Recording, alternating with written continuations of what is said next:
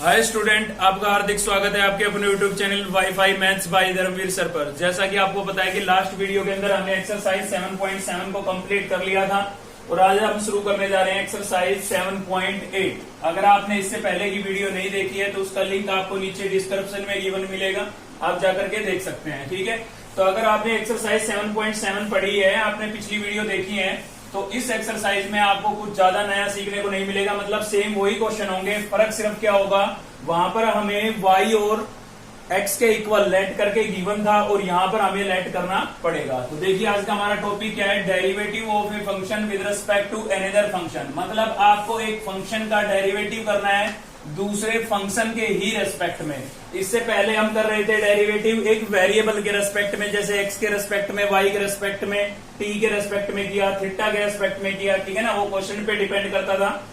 तो यहाँ पर आपको क्या करना है, एक फंक्शन का डेरिवेटिव एक फंक्शन के रेस्पेक्ट में ही करना है। तो इस टाइप से आपको क्वेश्चन गिवन होगा, f(x) एक फंक्शन गिवन होगा विद रेस्पेक्ट टू, WRT का मतलब क्या होगा, विद रेस्पेक्ट टू gx। यहाँ पर ये दूसरा फंक्शन होगा, तो आपको f(x) फंक्शन का डेरिवेटिव gx फंक्शन के रेस्पेक्ट में करना है। ठीक है, तो इस चीज को ध्यान से समझना, बाकी नया कुछ नहीं है। तो सबसे पहले तो हम क्या करेंगे, इन फंक्शन को लेट कर लेंगे। भाई फर्स्ट फंक्शन को मैं y के इक्वल टू लेट कर लेता हूं, तो ये मेरा हो जाएगा y इक्वल टू f(x). अब देखिए इसके अंदर जो वेरिएबल आपको नजर आ रहा है वो x नजर आ रहा है, तो x के इक्विवेलेंट हम इसको लेट नहीं कर सकते हैं। ठीक है, तो z के इक्विवेलेंट लेट कर लेते हैं। तो z इक्वल्स टू हम क्या लेट कर लेते हैं, gx। z इक्वल्स टू हमारा क्या हो गया, gx। अब क्वेश्चन में इसमें बोला गया था कि f(x) का डेरिवेटिव gx के रेस्पेक्ट में करना है।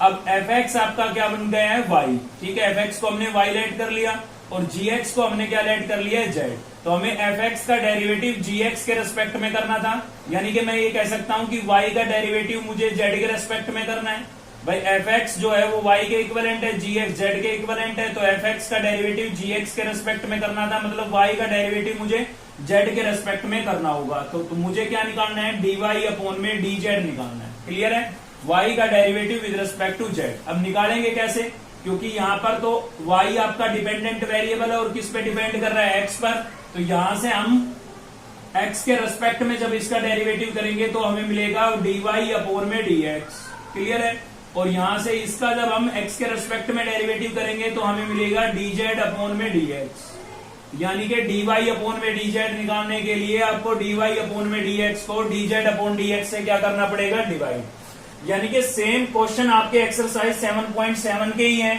ठीक है, फर्क बस इतना है कि वहां पर जो डिपेंडेंट वेरिएबल है वो लेट करके गिवन था और हमें यहाँ पर लेट करना पड़ेगा। ठीक है, तो चलिए देखते हैं एक्सरसाइज। क्वेश्चन नंबर फर्स्ट का फर्स्ट पार्ट है हमारा।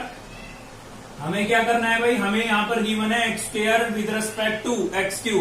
x² का डेरिवेटिव x³ के रिस्पेक्ट में करना है। तो सबसे पहले तो आप इनको लेट कर लेंगे। ठीक है, तो फर्स्ट को मैं लेट कर लेता हूँ y इक्वल्स टू मैंने लेट कर लिया है x², और सेकंड वाले को लेट कर लेता हूँ z, और उसको मैंने क्या लेट कर लिया है, z लेट कर लिया है x³ को। ठीक है, क्यों यहाँ पर x लेट क्यों नहीं कर सकते, क्योंकि आपका जो वेरिएबल है इसमें x है, तो एक ही सेम अल्फाबेट दोनों थोड़ी ना हो सकता है कि डिपेंडेंट वेरिएबल भी हो और इंडिपेंडेंट वेरिएबल भी हो। ठीक है, तो इस क्वेश्चन में x है तो आप x के इक्विवेलेंट लेट नहीं कर सकते हैं, y z t p कुछ भी लेट कर सकते हैं इसके अलावा।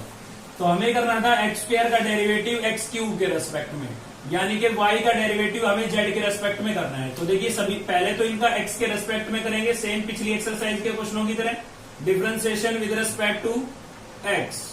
तो y का होगा तो क्या हो जाएगा भाई, dy अपॉन में dx।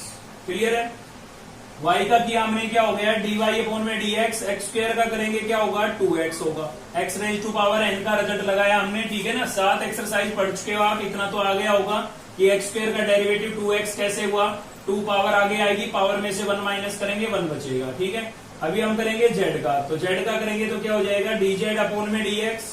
और इसका जब करेंगे तो पावर आगे जाएगी, मतलब 3 आपका आगे आ जाएगा, और पावर में से 3 में से 1 माइनस करेंगे तो कितना बचेगा, 2 बचेगा। ये हो गया है भाई। अब हमें निकालना क्या था, देखिए यहाँ पर थोड़ा कंफ्यूजन रहता है, क्योंकि पिछली एक्सरसाइज में हमें निकालना होता था dy अपॉन dx, वहां तो फिक्स था, क्योंकि फर्स्ट y के इक्विवेलेंट था और सेकंड x के इक्विवेलेंट था, तो सीधा था भाई dy अपॉन dx निकालना था। लेकिन यहाँ पर हमने इसको क्या लेट किया है, y, x² को क्या लेट किया है y, और x³ को क्या लेट किया है z। तो हमें करना था x² का डेरिवेटिव x³ के रेस्पेक्ट में। और एक्स स्क्वायर आपका वाई है, एक्स क्यूब क्या है जेड, मतलब वाई का डेरिवेटिव आपको जेड के रेस्पेक्ट में करना है। ठीक है, तो आपको क्या निकालना है, आपको निकालना है डी वाई अपॉन में डी जेड। क्लियर है, तो इसको निकालने के लिए ऊपर क्या लिखा हुआ है डी वाई, तो वाई का डेरिवेटिव न्यूमिनेटर में लिखा जाएगा, ऊपर लिखा जाएगा, और नीचे क्या लिखा है जेड, तो जेड का डेरिवेटिव कहाँ लिखा जाएगा डेनोमिनेटर में, डी जेड अपॉन में डी एक्स। क्लियर है, अब इनकी वैल्यू रिप्लेस कर देंगे हम, डी वाई अपॉन में डी एक्स की वैल्यू क्या है हमारे पास 2x, और डी जेड अपॉन में डी एक्स की वैल्यू क्या है भाई 3x स्क्वायर। सॉरी, तो यहाँ पर x की एक पावर क्या हो गई है, कैंसिल हो गई है, नोमिनेटर में बचे है हमारे पास 2 और डेनोमिनेटर में 3 और x की एक पावर बची हुई है, तो ये आपका क्या हो जाएगा आंसर हो जाएगा। ठीक है, तो नई बात कुछ भी नहीं है, बस y और z के इक्विवेलेंट लेट करना है आपको, और उसके बाद सेम पिछली एक्सरसाइज का ही कंसेप्ट यूज करना है। चलिए एक पार्ट और देखते हैं इस पर। तो नेक्स्ट है भाई हमारा क्वेश्चन नंबर फर्स्ट का ही थर्ड पार्ट और देख रहे हैं हम। ये आपको फंक्शन एक गिवन है, इसका डेरिवेटिव करना है आपको विद रिस्पेक्ट टू दिस। ठीक है, तो आपको क्या करना है भाई, सबसे पहले तो आप y और z के इक्विवेलेंट लेट कर लेंगे इनको, तो लेट कर लेते हैं हम फर्स्ट को, तो y के इक्विवेलेंट y इक्वल्स टू अब क्या हो गया हमारे पास root of 1 plus x upon 1 minus x, और z इक्वल्स टू क्या हो जाएगा, z इक्वल्स टू हो जाएगा आपका root of 1 minus x upon 1 plus x.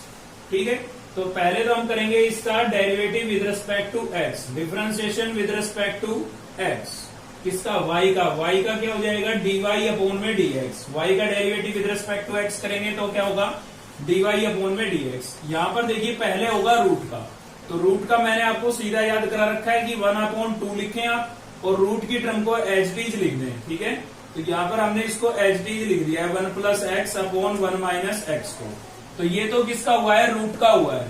अभी बचा है किसका, इसके अंदर की टर्म का, और अंदर की जो टर्म है वो आपको कैसे नजर आ रही है, फ्रैक्शन, एक फ्रैक्शन रैशनल फंक्शन नजर आ रहा होगा, एक फ्रैक्शन नजर आ रहा होगा आपको। ठीक है, तो एक रैशनल फंक्शन का डेरिवेटिव करने के लिए हम हमेशा क्या यूज करते हैं भाई, u अपॉन वी की प्रॉपर्टी यूज करते हैं। तो ये तो मैंने लिखा है एच डीज, और इसका जब मैं डेरिवेटिव करूंगा तो क्या लगाऊंगा, इसके अंदर u अपॉन वी की प्रॉपर्टी लगाऊंगा, जो कि क्या होती थी डेनोमिनेटर का स्क्वायर, तो 1 माइनस एक्स का होल स्क्वायर, डेनोमिनेटर एच डीज, और डी बाई डी एक्स किसका होगा न्यूमिनेटर का, तो न्यूमिनेटर का करेंगे तो 1 का 0 और x का क्या हो जाएगा 1। ठीक है, 0 लिखना जरूरी नहीं था, इनटू में 1 लिखना भी जरूरी नहीं है वैसे। ठीक है, माइनस का साइन लगाएंगे, अब की बार क्या होगा न्यूमिनेटर आपका एच डीज रहेगा, 1 प्लस एक्स एच डीज रहेगा, किसका होगा डेनोमिनेटर का, तो डेनोमिनेटर का करेंगे तो 1 का 0 और x का क्या हो जाएगा -1 हो जाएगा। क्लियर है, इतना तो समझ में आने लगा होगा। डेरिवेटिव इसलिए मैंने सीधा लिखा है यहाँ पर। अब देखिए 1 के अपोन में है तो इसका क्या हो जाएगा रेसिप्रोकल हो जाएगा, रेसिप्रोकल होगा 1 माइनस एक्स ऊपर चला जाएगा हमारा, और 2 और रूट ऑफ 1 प्लस एक्स यहाँ पर बचेगा। ठीक है, दोनों पर कॉमन रूट था, मैंने अलग अलग लिख दिया है। सेम साथ ही इसको हम सोल्व करते चलेंगे यहाँ पर। तो यहाँ है हमारे पास 1 माइनस एक्स का होल स्क्वायर, 1 को इस टर्म से मल्टीप्लाई करूंगा 1 माइनस एक्स ही रहेगा, ये माइनस और ये माइनस क्या हो जाएगा प्लस हो जाएगा भाई। यहाँ से आपको मिला 1 प्लस एक्स, तो आप देख सकते हैं एक्स से एक्स क्या हो रहा है कैंसिल हो रहा है, तो कैंसिल कर दिया हमने। साथ ही आपको देखिए यहाँ पर न्यूमिनेटर में ये जो टर्म है और यहाँ पर डेनोमिनेटर में ये जो टर्म है, दोनों लाइक टर्म नहीं है, लाइक टर्म है, तो इसकी जो 2 पावर है उसमें से इसकी हाफ पावर क्या हो जाएगी कैंसिल। रूट का मतलब कितनी पावर होती है हाफ पावर होती है, तो इसकी हाफ पावर यहाँ से कैंसिल हो गई। ठीक है, तो क्या बचता है हमारे पास यहाँ से, देखिए यहाँ से ये तो कैंसिल हो चुका है, प्लस का 1 कितना बचा 2 बचा है, न्यूमिनेटर में खाली 2 बचा है। ठीक है, अपोन में क्या बचा हुआ है, अपोन में एक तो ये 2, उसके बाद ये रूट की टर्म है हमारे पास 1 प्लस एक्स, और यहाँ से 2 पावर में से हाफ पावर कैंसिल हो गई, 2 में से हाफ गया, कितना बचा 1.5 बचा, और 1.5 को कैसे लिखेंगे हम 3/2 लिखेंगे। ठीक है, अगर आपको बात समझ में नहीं आई तो 2 में से 1/2 पावर कैंसिल हुई है, उसको सब्ट्रैक्ट करके देख लें 3/2 बचेगा। यहाँ पर आप देख सकते हैं 2 से 2 कैंसिल हो रहा था, तो मैंने इसको भी कैंसिल कर दिया है। तो फाइनल मेरे पास क्या है यहाँ से, न्यूमिनेटर में तो 1 बचा है, ठीक है, और डेनोमिनेटर में बचा हुआ है भाई रूट ऑफ 1 प्लस एक्स, और साथ ही बचा हुआ है 1 माइनस एक्स का, इसकी होल पावर है 3/2। ठीक है, तो ये फाइनल आ गया हमारा y का डेरिवेटिव। अब हम चलते हैं z पर, तो z इक्वल्स टू हमें गिवन था root of 1 minus x upon 1 plus x. तो इसका भी हम डिफरेंशिएशन करेंगे with respect to x, with respect to x. तो जेड का क्या हो जाएगा भाई, जेड का हो जाएगा डी जेड अपॉन में डी एक्स। रूट का होगा पहले भाई, इसके अंदर जाने की परमिशन हमें कब मिलेगी, तब रूट का डेरिवेटिव हो जाएगा, रूट का डिफरेंशिएशन हो जाएगा। तो क्या होगा 1/2 बता रखा है, सीधा 1/2 लिखें और रूट की टर्म को एच डी लिख दे सीधा, एक ही स्टेप में रूट का डेरिवेटिव हो जाता है। ठीक है, तो अगर क्वेश्चन लेंथी है तो आप ये शॉर्टकट अप्लाई कर सकते हैं, कोई दिक्कत नहीं है इसमें। अब हम चलेंगे अंदर, अंदर चलेंगे तो भाई अपोन में नजर आ रही है टर्म, तो क्या लगेगी, यू अपॉन वी लगेगी यहाँ पर भी। तो यू अपॉन वी जब आप यहाँ पर लगाओगे तो क्या होगा, डेनोमिनेटर का स्क्वायर मतलब 1 प्लस एक्स का होल स्क्वायर, डेनोमिनेटर एच डीज तो 1 प्लस एक्स एच डीज, और किसका होगा, न्यूमिनेटर का। तो न्यूमिनेटर में 1 का तो जो हो जाएगा 0 और माइनस एक्स का क्या हो जाएगा, -1 हो जाएगा। ठीक है, माइनस का साइन अपनी तरफ से लगाएंगे, कौन सी प्रॉपर्टी अप्लाई कर रहे हैं हम, D by D X of U upon V. ठीक है, क्या होती है भाई, ये होती है आपकी वी स्क्वायर वी एच डीज D by D X of U minus U D by D X of V. ठीक है, काफी टाइम्स यूज हो चुकी है इसलिए मैंने लिखी नहीं थी पहले। तो यहां से क्या होगा, अब की बार आपका न्यूमिनेटर एच डीज रहेगा, 1 माइनस एक्स एच डीज रहेगा, और डेरिवेटिव किसका होगा, डेनोमिनेटर का। तो 1 का हो जाएगा 0, एक्स का क्या होगा 1। तो ये मैंने लिख दिया यहाँ पर। अब देखिए सेम इसको भी हम सिंप्लीफाई करेंगे, इसका क्या हो जाएगा, 1 के अपोन में ये टर्म तो रेसिप्रोकल होगा, रेसिप्रोकल होगा तो 1 प्लस एक्स न्यूमिनेटर में चला जाएगा, और 2 रूट ऑफ 1 माइनस एक्स कहां रहेगा आपका, डेनोमिनेटर में। सेम यहां पर सिंप्लीफाई करेंगे अब इसको हम। तो यहां था हमारे पास 1 प्लस एक्स की होल पावर कितनी थी, 2, -1 को इस ब्रैकेट के अंदर मल्टीप्लाई करेंगे तो माइनस का 1 माइनस का एक्स नहीं हो जाएगा, क्योंकि माइनस जो है आपके अंदर के साइन क्या कर देगा, चेंज कर देगा। यहाँ पर बाहर माइनस का साइन है, अंदर के साइन चेंज करेंगे, माइनस का 1 प्लस का एक्स हो जाएगा भाई यहाँ पर। तो आप देख सकते हैं एक्स से एक्स क्या हो गया आपका, कैंसिल हो गया। और साथ ही देखिए ये वाली टर्म और ये वाली टर्म दोनों लाइक टर्म है, सेम टर्म है, तो इसकी 2 पावर में से इसकी हाफ पावर क्या हो जाएगी, कैंसिल। रूट का मतलब हाफ पावर होती है। तो न्यूमिनेटर में -1 कितना बचा, -2 हो गया वो। ठीक है ना, और अपोन में 2 रूट ऑफ 1 माइनस एक्स, और इसमें से 2 पावर में से हाफ कैंसिल हो गई थी, तो 2 में से हाफ कम करेंगे, कितना बचेगा, 3/2 बचेगा भाई, 1.5 बचेगा। ठीक है, तो आप देख सकते हैं 2 से 2 भी यहाँ पर क्या हो रहा है, कैंसिल हो रहा है, तो इसको भी मैंने कैंसिल कर दिया है। न्यूमिनेटर में बचता है हमारे पास माइनस का 1, और डेनोमिनेटर में क्या बचा हुआ है, रूट ऑफ 1 माइनस एक्स और 1 प्लस एक्स की होल पावर 3/2। तो ये हमारा किसका डेरिवेटिव आ गया है, डी जेड का। ठीक है, लेकिन हमें निकालना था इसका डेरिवेटिव इसके रेस्पेक्ट में। ये क्या है भाई, ये y है, ये क्या है z, मतलब y का z के रेस्पेक्ट में। तो y का z के रेस्पेक्ट में मतलब y का z के रेस्पेक्ट में मतलब dy अपॉन dz। तो उसके लिए हमें dy अपॉन dx को डिवाइड करना पड़ेगा dz अपॉन dx से। ऊपर जो लिखा है उसका डेरिवेटिव ऊपर रहेगा, नीचे जो लिखा है उसका डेरिवेटिव नीचे, ऐसे याद रख सकते हैं आप। ठीक है, तो यहाँ पर क्या होगा हमारे पास dy अपॉन dx की फाइनल वैल्यू आई थी हमारे पास यहाँ पर। तो इसको मैं लिख देता हूं 1 upon root of 1 plus x और 1 माइनस एक्स होल पावर 3/2। ऐसे ही dz अपॉन dx की फाइनल वैल्यू आई आपके पास यहाँ पर, क्या आई है, -1 रूट ऑफ 1 माइनस एक्स और 1 प्लस एक्स की होल पावर 3/2।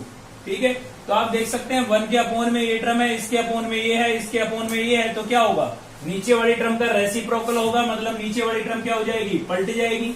तो पलटेंगे तो क्या होगा, न्यूमिनेटर तो आपका एच डीज रहेगा 1 अपॉन 1 प्लस एक्स और 1 माइनस एक्स की होल पावर 3/2। ठीक है, ऊपर की टर्म तो मैंने एच डीज लिख दी है, और इसका रेसिप्रोकल होगा तो -1 तो आपका आ जाएगा नीचे। ठीक है, और न्यूमिनेटर में क्या पहुंच जाएगा हमारे पास, न्यूमिनेटर में पहुंच जाएगा 1 माइनस एक्स और 1 प्लस एक्स की होल पावर 3/2। ठीक है भाई, अब देखिए कुछ कैंसिल वैंसिल हो रहा हो तो देखिए 1 माइनस एक्स लाइक टर्म है, लेकिन यहाँ पर है 3/2 पावर, और यहाँ पर रूट लगा है। रूट का मतलब कितनी पावर होती है, हाफ। ठीक है, तो 3/2 में से हाफ कैंसिल हो गई। सेम ये भी आपका 1 प्लस एक्स।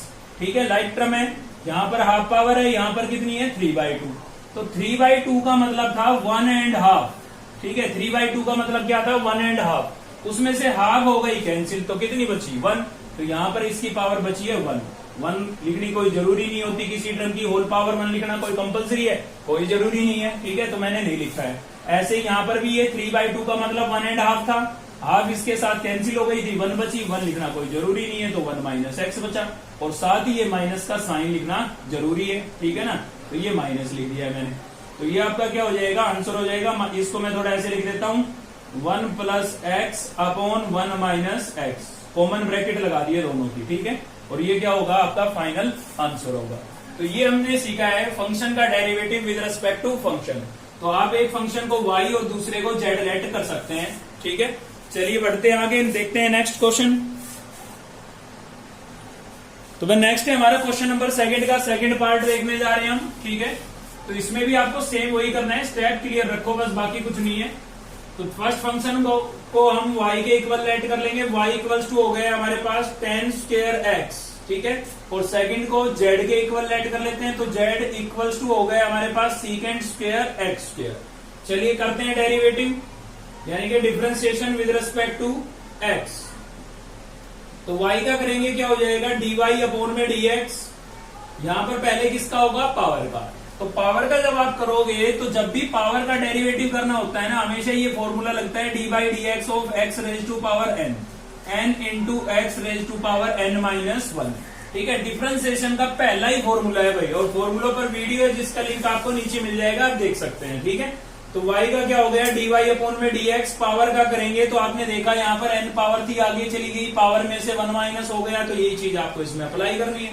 तो 2 आपका आगे चला जाएगा, और 2 में से 1 को माइनस करूंगा, 1 बचेगा, 1 लेकिन किसी की पावर लिखनी जरूरी नहीं होती है, तो इसलिए मैंने नहीं लिखी। तो ये किसका हुआ है, पावर का। अब भी बचा हुआ है, किसका बचा हुआ है, अब किसका होगा, अब 10x का होगा, ठीक है। अभी ये हुआ था 2 पावर का, तो ये तो एज इट इज रहेगा आपका 2 10x तो, और यहाँ पर होगा 10 का। 10 का क्या हो जाएगा, 10 का हो जाएगा आपका सीकेंड स्क्वायर।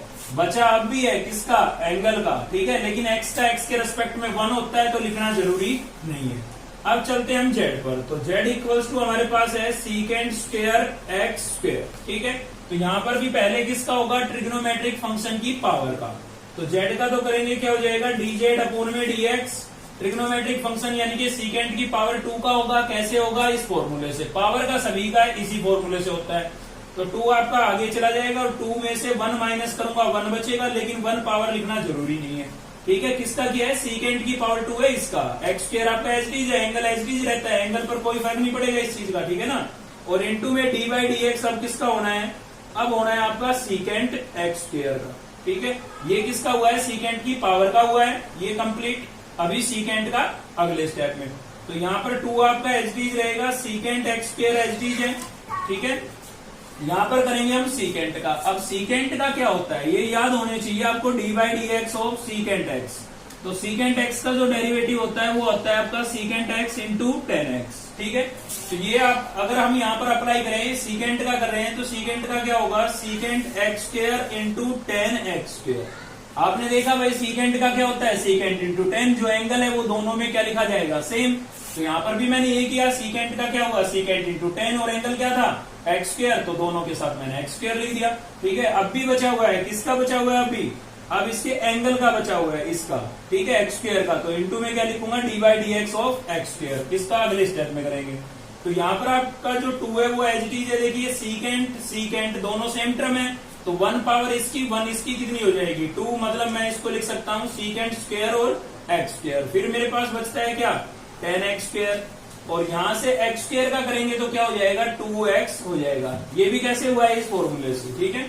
अब मैं इसको साथ में लिख देता हूँ, 2 2 जा 4, छोटी टर्म को आगे लिखते हैं, तो x मैंने पहले लिख दिया है, फिर मैं लिख देता हूँ सीकेंट स्क्वायर x स्क्वायर को, और फिर लिख देता हूँ 10x स्क्वायर को, ठीक है भाई। ये आपके पास आ गया है dz अपॉन dx, लेकिन हमें तो निकालना था dy अपॉन में dz, मतलब इसका डेरिवेटिव इसके रेस्पेक्ट में, तो y का z के रेस्पेक्ट में, मतलब dy अपॉन dz, ठीक है। तो उसके लिए आपको क्या करना पड़ेगा, dy अपॉन dx को डिवाइड करना पड़ेगा किससे, dz अपॉन dx से। तो dy अपॉन dx की वैल्यू आपके पास क्या आई है, ये आई है आपके पास 2 10x, और इंटू में क्या है आपके पास सीकेंड स्क्वायर x, और भाई dz अपॉन dx की फाइनल वैल्यू यहां पर है 4x सीकेंड स्क्वायर x स्क्वायर और 10x स्क्वायर। ठीक है, तो 2 1 जा 2 और 2 2 जा 4, ये कैंसिल हो गया। क्या 10 कैंसिल हो सकता है? नहीं हो सकता, क्योंकि यहां पर इसका एंगल है x और यहां पर क्या है x स्क्वायर, तो थीटा भी सेम होना चाहिए तभी कैंसिल होता है। ठीक है ना, सेम ऐसे ही सीकेंड भी कैंसिल नहीं हो सकता है, यहाँ पर इसका एंगल x है और यहाँ x स्क्वायर है, तो कुछ भी कैंसिल नहीं हो रहा है। बाकी को एच डी लिख देते हैं, तो न्यूमिनेटर में बचता है हमारे पास 10x और सीकेंड स्क्वायर x, और डेनोमिनेटर में बचा एक तो 2 ये वाला, साथ में x था इसके। ठीक है, और बचा हुआ है सीकेंड स्क्वायर x स्क्वायर और आपका बचा हुआ है 10x स्क्वायर, तो ये आपका क्या हो जाएगा यहाँ पर आंसर हो जाएगा। ठीक है, तो आप इसमें और कुछ कैंसिल हो नहीं रहा था, तो मजबूरी हो जाती है हमारी यहीं पर छोड़ना, इससे ज्यादा हम इसको सिंप्लीफाई नहीं कर सकते हैं। चलिए देखते हैं नेक्स्ट क्वेश्चन। तो नेक्स्ट है भाई हमारा क्वेश्चन नंबर 3 का फर्स्ट पार्ट देखने जा रहे हैं हम। ठीक है, तो इससे पहले कि शुरू करें आप देख सकते हैं बाहर इनवर्स फंक्शन आ गए हैं, इनवर्स ट्रिग्नोमेट्रिक फंक्शन आ गए हैं। ठीक है, तो आपने इनवर्स ट्रिग्नोमेट्री पढ़ी है, अगर नहीं पढ़ी है तो उसका लिंक भी आपको मिल जाएगा इस वीडियो के नीचे। ठीक है, तो उसके लिए मैं आपको बता देता हूं, जब भी इनवर्स फंक्शन आते हैं बाहर तो हमें सेम फंक्शन अंदर से बनाना होता है। यहाँ पर कोस इनवर्स है तो अंदर से हम इस पूरे रिजल्ट को क्या बनाएंगे कोस, सेम यहाँ पर tan इनवर्स है, इस पूरे रिजल्ट को हम क्या बनाएंगे tan। तो उसको बढ़ाने के दो तरीके, एक तो आप इनवर्स ट्रिग्नोमेट्री की प्रॉपर्टी अप्लाई करके सीधा सोल्व कर सकते हैं, दूसरा होता है सब्स्टिट्यूशन मेथड यानी कि पुट करके। ठीक है, तो मैंने आपको इससे पहले की सभी एक्सरसाइजों में पुट ही कराया और मैंने आपको बोला था कि ये कॉमन मेथड से एक ही तरीके से पढ़ेंगे हम, ताकि कंफ्यूजन ना रहे किसी चीज का, कोई डाउट ना रहे आपको कि कब प्रॉपर्टी अप्लाई करनी है और कब फॉर्मूले। ठीक है, तो सब्स्टिट्यूशन मेथड से ही पढ़ेंगे हम, पुट करके ही पढ़ेंगे। साथ ही मैं आपको बता भी दूंगा कि प्रॉपर्टी अगर आप अप्लाई करना चाहते हैं तो कैसे करें। ठीक है, तो दोनों बातें बताऊंगा, ध्यान से सुनते रहें। तो फर्स्ट फंक्शन को हमने y के इक्वल टू लेट कर लिया है और सेकंड को z के इक्वल लेट कर लिया है। ठीक है भाई, तो ये आ गया हमारे पास 1 माइनस 3x स्क्वायर। क्लियर है, तो चलते हैं हम सबसे पहले y पर। y पर देखिए, पहले तो मैं आपको बताता हूँ सब्स्टिट्यूशन से, पुट कर देता हूँ यहाँ पर। अब देखिए स्टूडेंट को जो दिक्कत आती है ना वो ये आती है कि पुट क्या होगा, हमें कैसे पता लगे कि इसमें क्या पुट हो। तो देखिए बाहर क्या है हमारे पास कोस इनवर्स है, तो आप कोस का कोई एक ऐसा फॉर्मूला सर्च करें जो कुछ ऐसे फॉर्मेट में हो। तो अगर आपको फॉर्मूले याद हैं तो आपको पता लग जाएगा कि कोस 2a का एक रिजल्ट होता था आपका 1 minus 10 square a upon 1 plus 10 square a। ठीक है, अगर ये फॉर्मूला आपको याद है तो कोई दिक्कत नहीं है, आपको पता लग चुका है कि आपको क्या पुट करना है। थोड़ा कंपेयर करा के देखें इससे उसको, 1 आपको दिखाई दे रहा है, यहाँ पर भी 1 है और x की जगह किसने ले रखी है 10 ने, तो सिंपल सी बात है x इक्वल्स टू क्या पुट होगा 10 पुट होगा। ठीक है भाई, तो ट्रिग्नोमेट्री के अगर फॉर्मूले आपको याद है तो कोई समस्या ही नहीं है। तो हमने x इक्वल्स टू 10, चलिए a ही पुट कर लेते हैं, 10a पुट कर दिया हमने। अब देखिए इस a की वैल्यू हमें बाद में रिप्लेस करनी होती है, तो साथ के साथ निकाल के भी हो जाएगा इनवर्स में। तो a की वैल्यू मेरे पास क्या आ गई है tan इनवर्स x। ठीक है, तो y इक्वल्स टू हो जाएगा हमारे पास कोस इनवर्स 1 माइनस x को किससे रिप्लेस करना था हमें 10 से, तो मैंने लिख दिया x को 10 से रिप्लेस कर दिया है। यहाँ पर x की जगह क्या लिख दिया 10 और यहाँ पर भी x की जगह क्या लिख देता हूँ 10 लिख देता हूँ। ठीक है, तो ये हो जाएगा आपका 1 माइनस 10 स्क्वायर है अपॉन 1 प्लस 10 स्क्वायर है, और ये क्या होता है फॉर्मूला होता है, लिखा है मैंने वहां पर किस चीज का फॉर्मूला होता है कोस 2a का। तो इसको मैं क्या लिख सकता हूँ कोस 2a लिख सकता हूँ। क्लियर है, अब इनवर्स ट्रिग्नोमेट्री की जो प्रॉपर्टी थी उसके अकॉर्डिंग मैंने आपको याद करने का तरीका बताया था कि भाई को इनवर्स का मतलब होता है रेसिप्रोकल। तो यहाँ पर कोस का रेसिप्रोकल और ये कोस ही है, तो एक दूसरे से क्या हो जाएंगे कैंसिल। जैसे 2 को 2 के रेसिप्रोकल से मल्टीप्लाई करेंगे तो क्या होता है कैंसिल नहीं हो जाता है, तो यहाँ पर ये कैंसिल हो जाएंगे, लेकिन कैंसिल करके नहीं दिखाना है क्योंकि ये एक प्रॉपर्टी के अकॉर्डिंग होता है। ठीक है, तो क्या करेंगे इनको छोड़ देंगे, बस क्या बचता है हमारे पास 2a बचता है, ये दोनों कैंसिल हो जाते हैं तो क्या बचता है 2a। अब इस a की वैल्यू आप रिप्लेस कर देंगे, a की वैल्यू क्या थी मेरे पास tan इनवर्स x, तो a की जगह मैंने वापस क्या लिख दिया है tan इनवर्स x। अब देखिए ये तो मैंने आपको बताया पुट करके, अगर आप इसको प्रॉपर्टी से करना चाहते हैं तो इसको आप सीधा ये लिख सकते हैं। ठीक है, लेकिन उसके लिए आपको प्रॉपर्टी याद होनी चाहिए। 2 tan इनवर्स x की प्रॉपर्टी होती है cos inverse 1 minus x square upon 1 plus x square. तो प्रॉपर्टी को अप्लाई करके सीधा आप ये लिख सकते हैं। ठीक है, बीच के स्टेप कम हो जाएंगे, लेकिन ये हर क्वेश्चन में नहीं हो पाएगा। ठीक है, कुछ ही क्वेश्चन हो पाते हैं प्रॉपर्टी से। तो चलिए अब यहाँ पर करते हैं इसका डेरिवेटिव। तो ये तो हमने खाली सिंप्लीफाई किया है। अगर आपने सेकंड चैप्टर पढ़ रखा है तो ज्यादा दिक्कत आएगी नहीं, वरना थोड़ी दिक्कत आएगी, क्योंकि ये सेम सेकंड चैप्टर का काम था, इनवर्स ट्रिग्नोमेट्री का। तो y का डेरिवेटिव करेंगे, क्या हो जाएगा, dy अपॉन में dx। ठीक है, ये y के इक्विवेलेंट ही तो चल रहा था। और 2 आपका एज इट इज रहेगा, किसका करेंगे, टेन इनवर्स का। टेन इनवर्स का क्या होता है, 1 प्लस एक्स स्क्वायर। ठीक है, 2 को न्यूमरेटर के साथ मल्टीप्लाई कर देंगे तो क्या हो जाएगा आपका 2 अपॉन 1 प्लस एक्स स्क्वायर। और ये आपका क्या होगा भाई, आंसर होगा। सॉरी, आंसर नहीं, ये किसकी वैल्यू आ गई है, dy अपॉन dx की वैल्यू आ गई है। अब हम काम करेंगे z पर। तो z में आ जाते हैं। z में हमें बाहर दिखाई दिया, क्या दिखाई दिया, टेन इनवर्स। तो सीधी सी बात है, अंदर से रिजल्ट किसका बनना चाहिए, टेन का। तो टेन का कोई एक ऐसा फॉर्मूला सर्च करें आप जो ऐसे फॉर्मेट में होता हो। तो ऐसे फॉर्मेट में एक ही फॉर्मूला होता है टेन का, आपका tan 3a, जो कि क्या होता है, ये होता है आपका 3 tan a minus tan cube a upon 1 minus 3 tan square a। 11th class के ट्रिग्नोमेट्री के फॉर्मूले हैं। ठीक है, तो ये फॉर्मूला होता है। देखिए सेम मैच कराइए, आपको बिल्कुल एज इट इज नजर आ रहा होगा। x की जगह किसने ले रखी है, tan ने।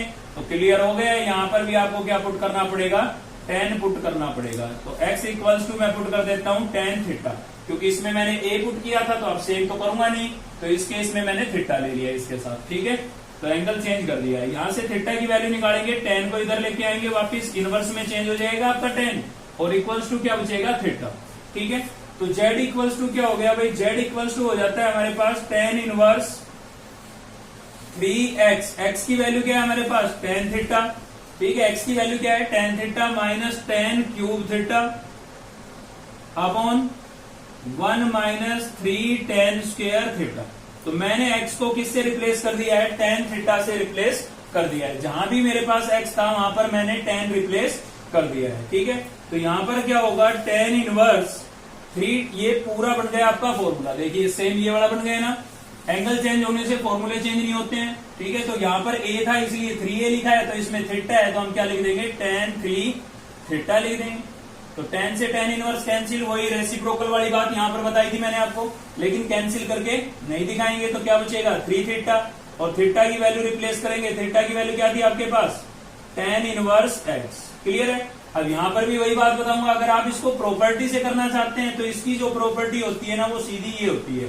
लेकिन मैं आपको सलाह दूंगा प्रॉपर्टी से ना करें, आप सब्स्टिट्यूशन मेथड से ही करें, क्योंकि इससे मैक्सिमम क्वेश्चन सोल्व हो जाते हैं, मतलब सभी हो जाते हैं, इनवर्स वाले सभी हो जाएंगे, लेकिन प्रॉपर्टी से सभी नहीं होंगे।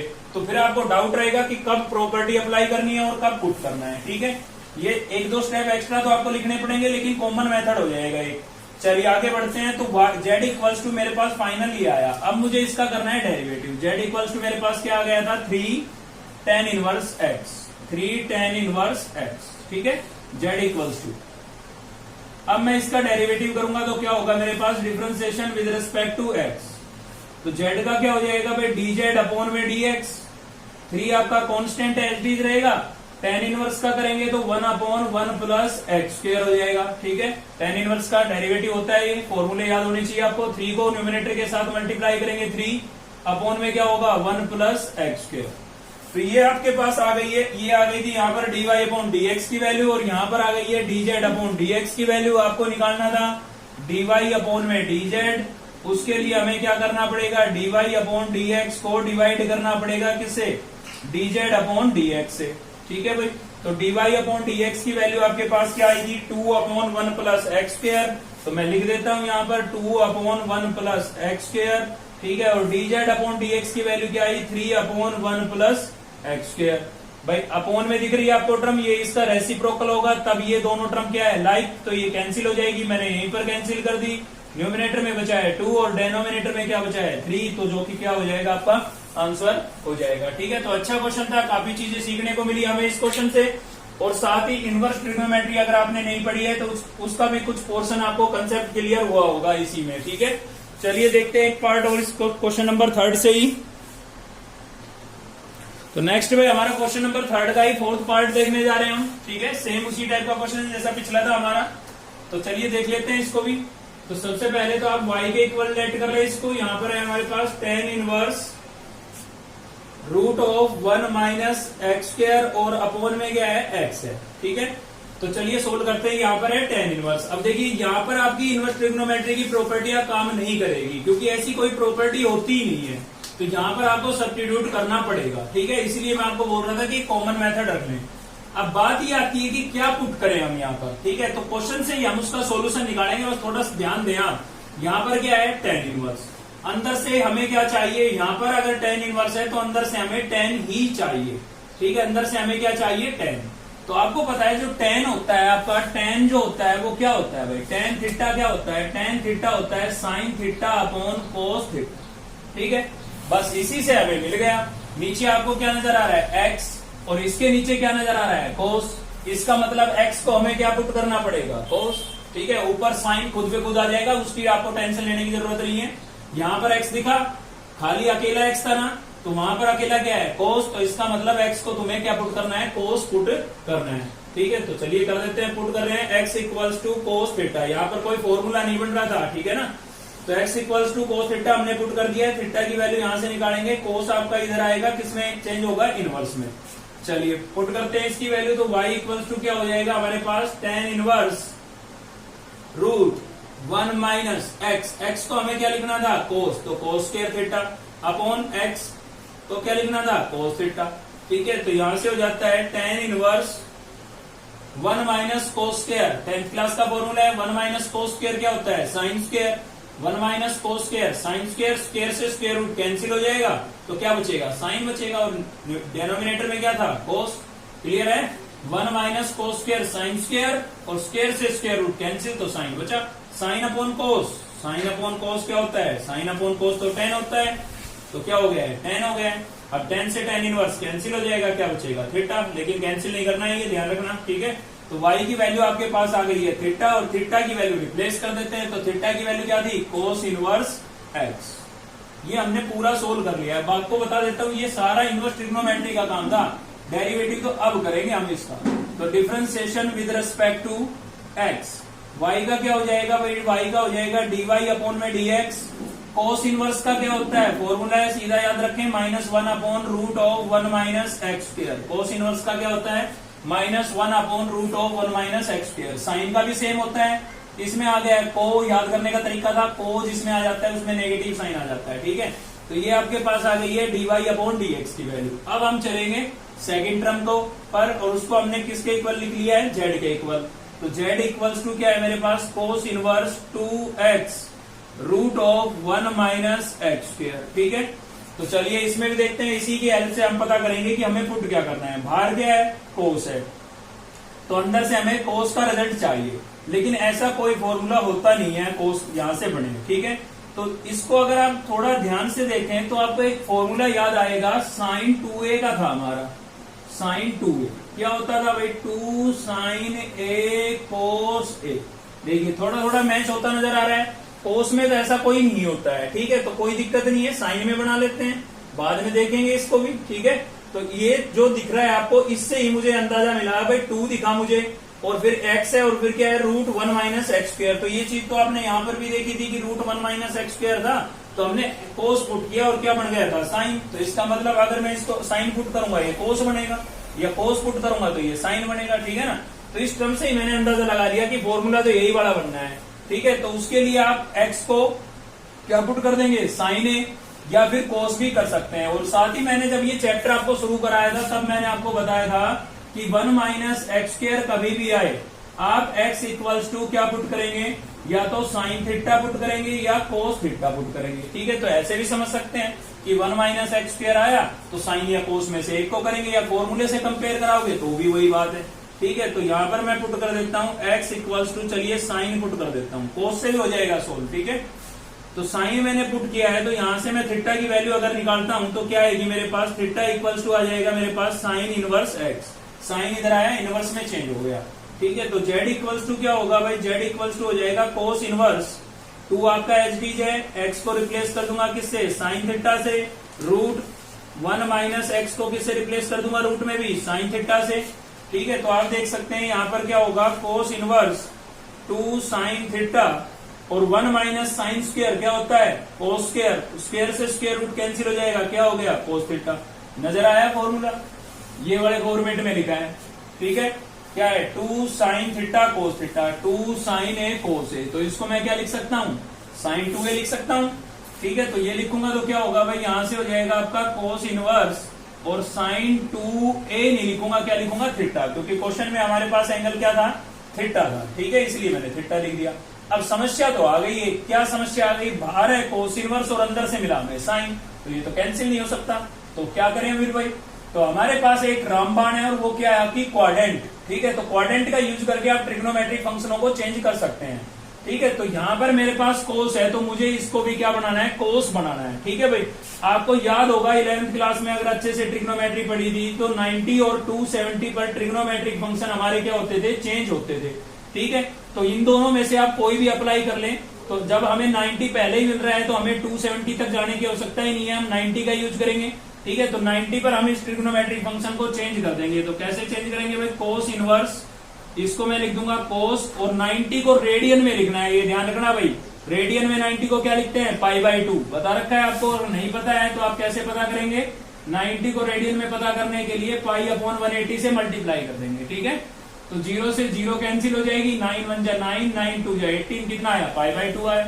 ठीक है, तो मैंने यहां पर लिख दिया है π/2 माइनस 2 थीटा। अब थोड़ा ध्यान देंगे, ये मैंने माइनस क्यों किया, क्योंकि आपको पता है कि जो आपकी फर्स्ट क्वाड्रेंट है उसके अंदर ऑल ट्रिग्नोमेट्रिक रेशियो कैसे होते हैं, पॉजिटिव। तो मुझे तो इस अंदर की टर्म को पॉजिटिव ही रखना था, यहां पर नेगेटिव साइन आ जाता बीच में तो ये कैंसिल नहीं हो पाते, तो मुझे तो पॉजिटिव रखना ही था, इसलिए मैंने फर्स्ट क्वाड्रेंट को अप्लाई किया। और आपको पता है फर्स्ट क्वाड्रेंट में क्या होता है, 90 माइनस थीटा होता है। ठीक है, क्वाड्रेंट अच्छे से पढ़ रखी है ना, नहीं पढ़ रखी है तो सेकंड चैप्टर की प्लेलिस्ट में आपको एक वीडियो मिल जाएगी, फर्स्ट वीडियो ही उसके अंदर बता रखा है। ठीक है भाई, तो आप देख सकते हैं। तो यहां पर क्या किया है मैंने, जब भी आपको, देखिए सीधी बात बता रहा हूं, जब भी आपको किसी ट्रिग्नोमेट्रिक फंक्शन को चेंज करना हो ना, तो आप उसके एंगल को 90 में से माइनस करके लिख दें। ठीक है, किस में से माइनस करके लिख दें, 90 में से, मतलब 90 माइनस थीटा अप्लाई करें आप उसके अंदर। तो देखिए कोस से कोस इनवर्स अब क्या हो जाएगा, कैंसिल, तो क्या बचा हमारे पास π/2 माइनस 2 थीटा, और थीटा की वैल्यू आपके पास क्या थी, थीटा की वैल्यू थी आपके पास साइन इनवर्स एक्स, तो थीटा की जगह मैंने क्या लिख दिया है, साइन इनवर्स एक्स। अब मैं इसका डेरिवेटिव करूंगा, तो z का करूंगा, क्या हो जाएगा dz अपॉन में dx, इसमें x की टर्म नहीं है तो इसका क्या हो जाएगा 0 minus 2 H D, sine inverse का करूंगा 1 upon root of 1 minus x square.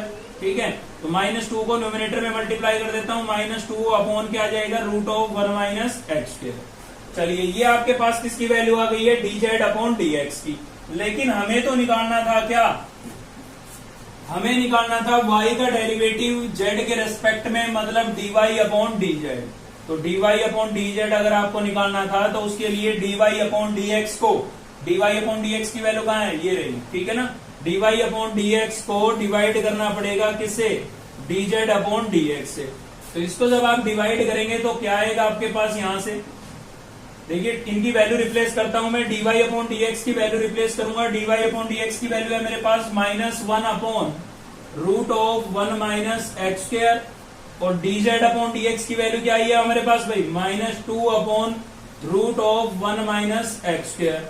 तो जब आप इसका रेसिप्रोकल करेंगे तो ये दोनों टर्म कैंसिल हो जाएगी, माइनस से माइनस कैंसिल हो जाएगा, क्या बचेगा आपके पास 1/2, जो कि आपका क्या होगा, आंसर होगा। ठीक है, तो आज की इस वीडियो में केवल इतना ही था, बाकी का कवर करेंगे हम नेक्स्ट वीडियो के अंदर। अगर आपको वीडियो अच्छी लगी तो लाइक करें, चैनल को सब्सक्राइब कर लें अब तक नहीं किया है तो, और बेल आइकन को दबा लें ताकि नेक्स्ट वीडियो का नोटिफिकेशन आपको मिलता रहे। थैंक यू, मिलते हैं नेक्स्ट वीडियो में।